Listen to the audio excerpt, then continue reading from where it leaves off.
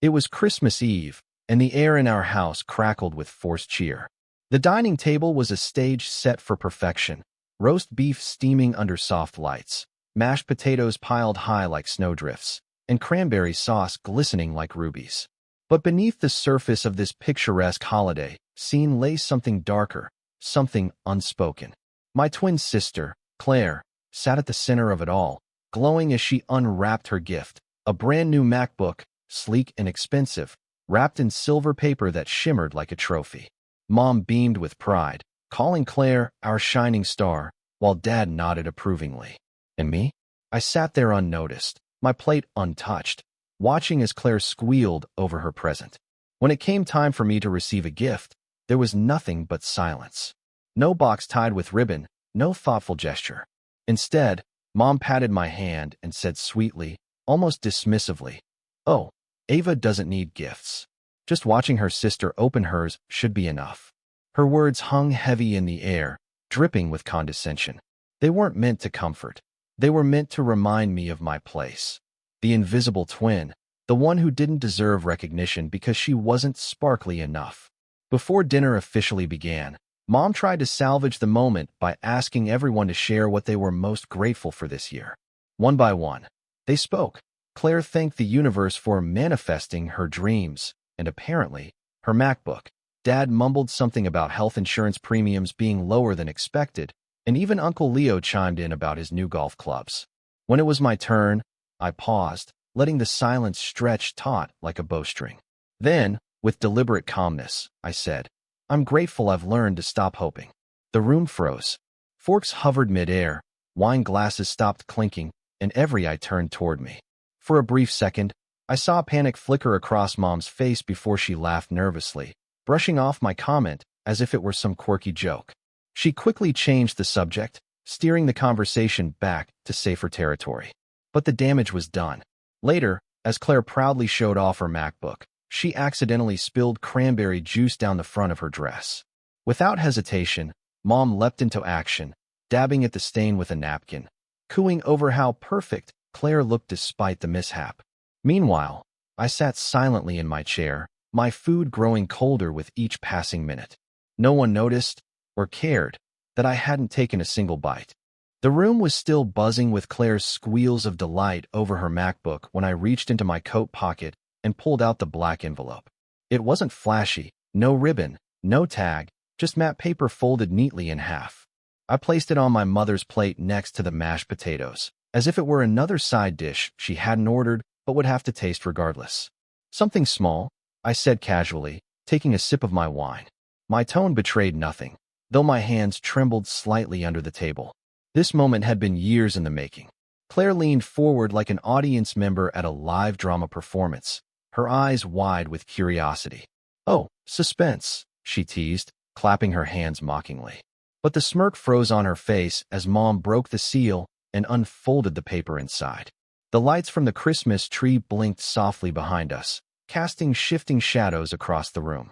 For a split second, everything seemed normal until Mom's expression changed. Her lips parted, her hand began to shake, and the glass of red wine she'd been holding tilted precariously. A single drop spilled onto the pristine white tablecloth, spreading into a crimson stain that looked almost deliberate. If anyone needed symbolism for the unraveling of our so-called perfect family, this was it. "What is this?" Mom finally managed to whisper, her voice trembling. She stared at the pages like they were written in a language she didn't want to understand. Claire frowned, leaning closer. "Mom, what's wrong?" But Mom didn't answer. She couldn't. Instead, she turned pale, her fingers gripping the edge of the letter as if it might burn her. I watched silently, letting the weight of what she was reading sink in. On those pages were 6 years' worth of evidence. Bank statements showing money transfers totaling over $27,000 since 2017, all sent quietly, without fanfare or gratitude. There were screenshots of text messages where Claire had begged me for cash, claiming it was just for groceries, while secretly splurging on luxury vacations. And then there were emails confirming that Claire had used my name to open credit accounts, to buy herself an iPhone, spa memberships, even a silk robe.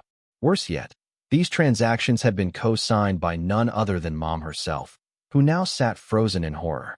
Claire snapped out of her confusion quickly enough, her shock morphing into rage. "You're sick," she screamed, slamming her fists on the table. "How dare you ruin Christmas? How dare you destroy this family?" She stood abruptly, knocking her chair backward. In one swift motion, she grabbed a butter knife from the table and pointed it at me like a weapon. "You think you can come here and play detective?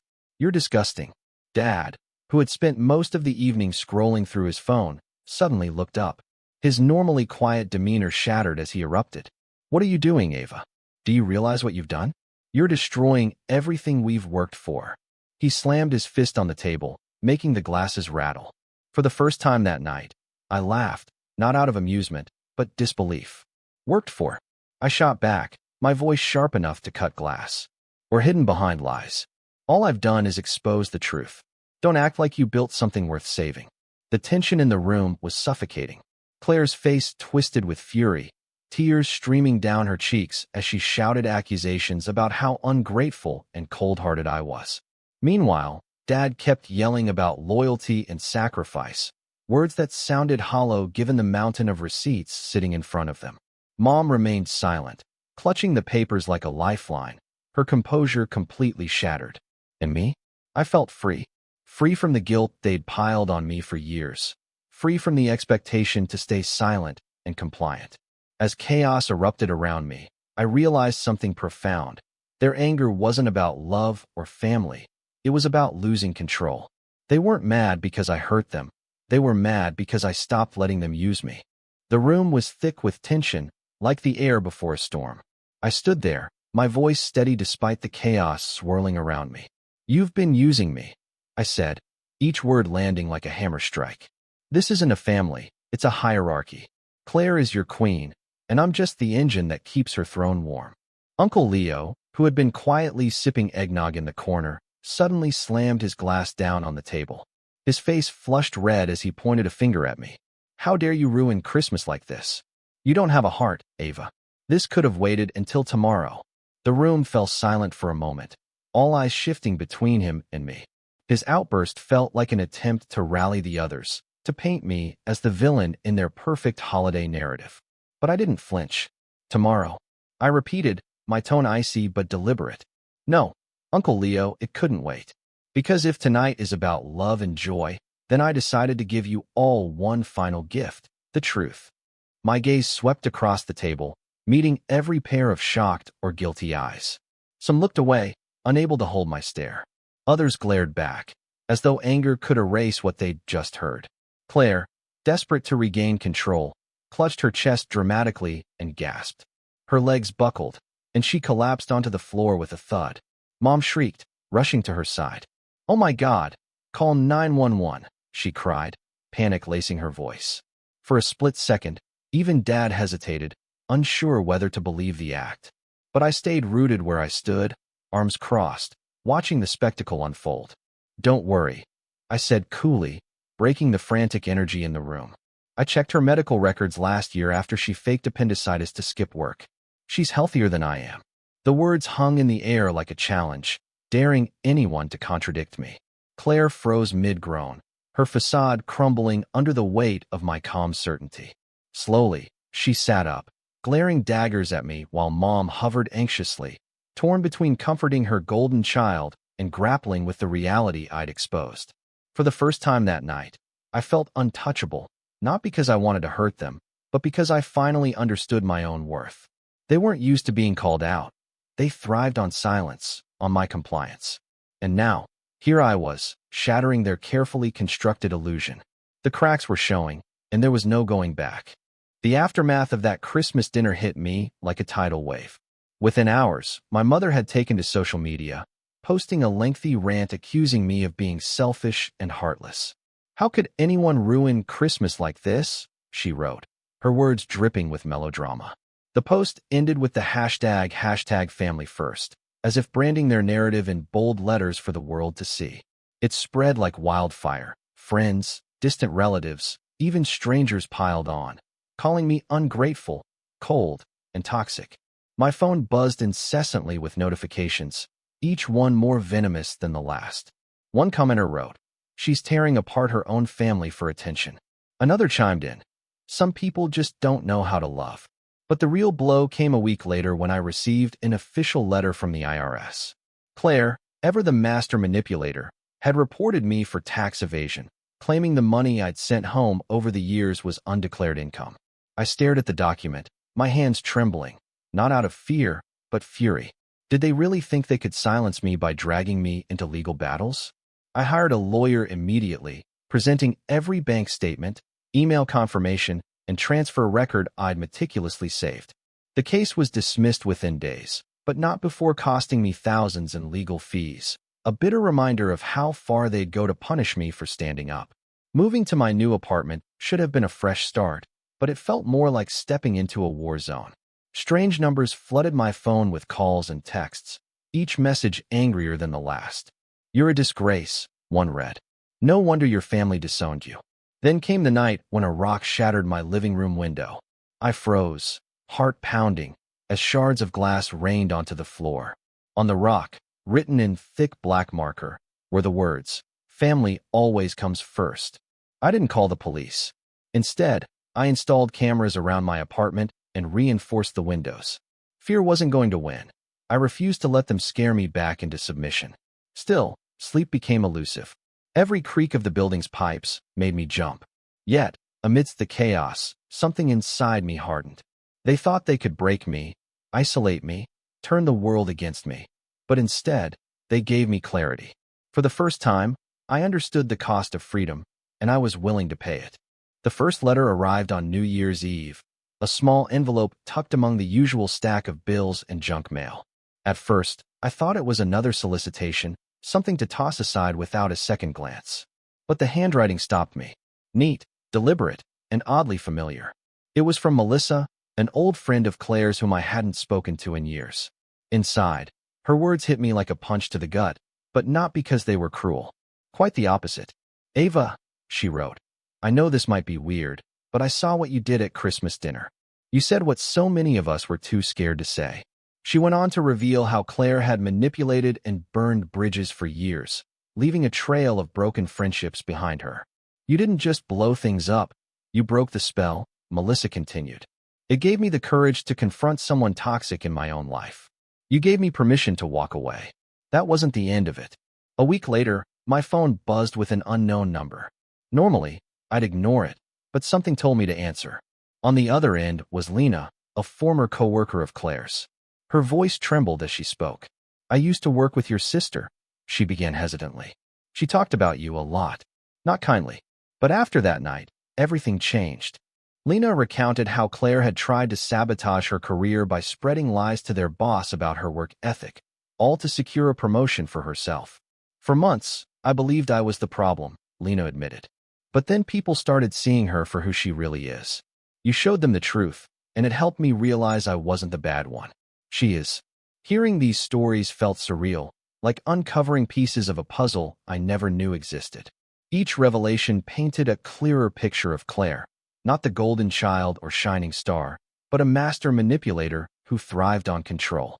And yet, the most striking part wasn't the anger or betrayal. It was the gratitude. These women weren't just thanking me. They were reclaiming their voices, just as I had mine. Moving into my new apartment felt like stepping into a different life, a smaller, quieter one, but entirely mine. The walls were bare, the furniture sparse, and for the first time in years, I didn't feel suffocated by expectations. There was no Claire to overshadow me, no mother waiting to guilt-trip me, no father silently judging my choices. Just silence, pure, unbroken silence, and it was glorious. That Christmas, I decided to embrace something I'd never allowed myself before: simplicity. I bought a tiny artificial Christmas tree from a thrift store, decorated with dollar store lights and mismatched ornaments scavenged from clearance bins. It wasn't perfect, but it didn't need to be. For once, this tree wasn't weighed down by obligations or comparisons. It stood there, small and defiant, just like me. On New Year's Eve, as snow dusted the city outside, I received an unexpected package. My heart sank when I saw the handwriting. Neat, deliberate, unmistakably my mother's. Inside was a photograph of Claire and me as children, our faces frozen in time, smiling innocently under the summer sun. Beneath it lay a short note. I'm sorry, but you can't destroy this family. Her words hit me like shards of glass. Sharp, painful, yet strangely fragile. She wasn't apologizing for what they'd done. She was apologizing for being caught. And just like that, any lingering doubt within me dissolved. Without hesitation, I burned the photo and the letter in the kitchen sink, watching the edges curl and blacken until nothing remained but ash. Then, I reached for the gold necklace I'd bought myself weeks earlier, the one engraved with the word enough, and clasped it around my neck. That night, unable to sleep, I opened my laptop and began typing. What started as a personal reflection quickly turned into a public post. I poured everything onto the page: the years of financial exploitation, the emotional manipulation, the silent suffering. All of it laid bare for the world to see. When I clicked publish, my hands trembled, not out of fear, but anticipation. Within hours, the post went viral. Comments flooded in, each one more supportive than the last. You didn't just free yourself, you gave us courage, one person wrote. Another added, thank you for showing us that boundaries aren't selfish, they're necessary. Reading those words felt surreal, like finding pieces of myself reflected in strangers who understood exactly what I'd been through. For the first time in my life, I felt truly seen. Not as the invisible twin, not as the silent provider, but as someone worthy of respect. The irony wasn't lost on me. The very act of walking away had given me back my voice. As the months passed, I found myself reflecting on everything that had happened. The Christmas dinner, the envelope, the shattered illusion of a perfect family. People often romanticize blood ties, as if biology alone guarantees love and loyalty. But I've learned the hard way that family isn't about whose DNA you share, it's about respect. And when that respect is gone, there's nothing left to hold you together. No guilt, no obligation, no debt. I stopped waiting for apologies or explanations because I realized something profound. They weren't coming. Not from my mother, who still posted pictures of Claire's yoga retreats online as if nothing had changed. Not from Claire, who now claimed she was manifesting positivity while ignoring the wreckage she'd left behind. One day, I walked into a small jewelry store downtown and bought myself a gold necklace with one word engraved on it: enough. It wasn't extravagant, but it didn't need to be. That tiny piece of metal became a symbol of everything I'd fought for, a reminder that I didn't have to keep proving my worth to people who refused to see it. Every time I looked at it in the mirror, I felt a surge of quiet defiance. Enough playing small. Enough staying silent. Enough giving until there was nothing left of me. I don't regret what I did, not a single part of it. Walking away wasn't easy, but it was necessary. For years, I convinced myself that sacrifice was noble, that swallowing my pain made me strong. But strength isn't about enduring abuse. It's about refusing to let it define you. When I posted my story online, I didn't expect it to resonate with so many people. Thousands of strangers reached out, sharing their own struggles with toxic families, manipulative siblings, and emotional blackmail. Some thanked me for giving them permission to set boundaries. Others admitted they were too scared to leave, fearing judgment or loneliness. To them, I say this: freedom isn't easy, but it's worth it. You don't owe anyone your silence if it comes at the cost of your dignity. Looking back, I realize how much of my life was spent shrinking myself to fit someone else's expectations. I was told I didn't need gifts because watching Claire open hers should be enough. I was told I didn't need recognition because independence was its own reward. But none of those things were true. What I needed was respect. And when it became clear that I wouldn't get it, I gave myself permission to walk away. That decision didn't just save me, it freed me. It was a Tuesday evening when my phone buzzed with an unknown number. Normally, I'd let it go to voicemail. Most calls these days were either spam or someone trying to sell me something. But that night, for reasons I still can't explain, I answered. "Is this Ava?" A woman's voice asked, cautious but warm. Her tone struck me as familiar, like the sound of someone who had been holding their breath for too long and finally exhaled. "Yes," I replied, gripping the phone tighter than necessary. "This is Lena. I used to work with Claire." The name sent a jolt through me. She continued quickly, sensing my hesitation. "I don't want to bother you. I needed to say thank you. What you did at Christmas, it changed everything." My pulse quickened. "Changed what?"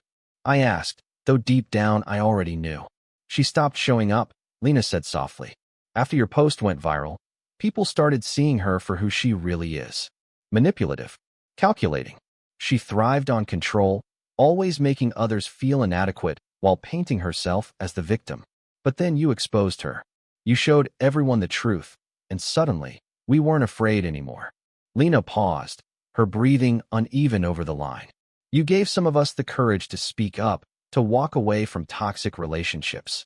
Not just with her, but with others like her. People think they're alone in feeling trapped, but you proved that standing up doesn't make you selfish. It makes you free. Her words hung in the air between us, heavy yet liberating. For so long, I'd carried the weight of guilt, believing that setting boundaries meant betrayal. My family, and even parts of society, had conditioned me to equate selflessness with love.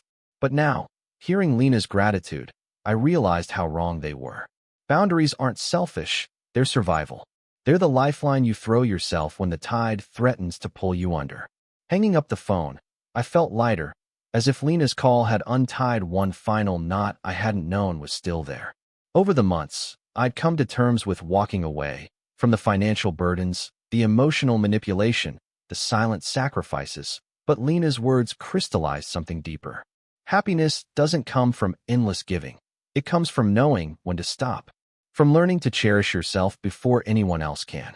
That night, I sat by my tiny thrift store Christmas tree, its lights flickering softly against the quiet walls of my new apartment. I thought about all the years I'd spent shrinking myself to fit into the mold they created for me. The invisible twin, the silent provider, the one who never complained. And for the first time, I understood why I didn't miss any of it. Not the guilt trips, not the fake smiles, not the empty promises. Because none of those things were mine. They belonged to a version of me I no longer recognized or wanted to be. In the end, the act of drawing a line wasn't about revenge or anger. It was about reclaiming myself, about realizing that I deserved more than crumbs from a table I helped build. That freedom isn't loud or dramatic. It's quiet, steady, and profoundly personal.